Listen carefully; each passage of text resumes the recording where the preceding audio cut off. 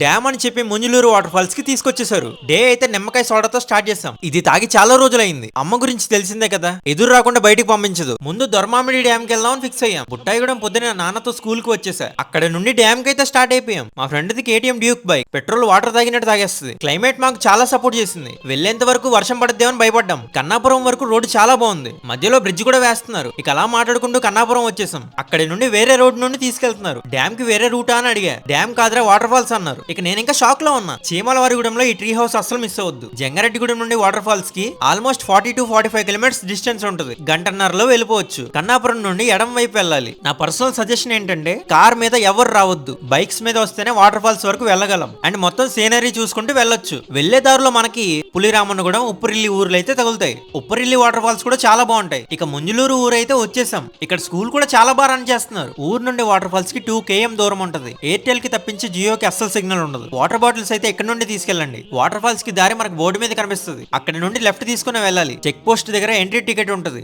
అది కూడా per person 20 రూపీసే. ఎందుకంటే ప్లేస్ ని మెయింటైన్ చేయాలి కదా. ఎదరికి వెళ్ళిన తర్వాత 2 దారులు ఉంటాయి. ఒకటి నడుచుకుంటూ వెళ్ళొచ్చు, ఇంకోటి బైక్ మీద వెళ్ళొచ్చు. మీరు మాత్రం బైక్ మీద వెళ్ళండి. కూర్చొని తినడానికి ఇక్కడ బెంచెస్ కూడా ఉన్నాయి. ఇక్కడ నుండి వాక్ చేసుకుంటూ వెళ్ళాలి. రాళ్ళు కూడా జారుతున్నాయి, చూసుకుంటూ రావాలి. అండ్ ఫైనల్లీ వాటర్ ఫాల్స్ కి వచ్చేసాం. ఇవి చూస్తుంటే ఇక్కడే ఉండిపోవాలనిపిస్తుంది. వర్షాలు పడుతున్నప్పుడు రండి, చాలా బాగుంటది. పైన మాత్రం చాలా బాగుంది. నెక్స్ట్ వీడియోలో చూద్దాం.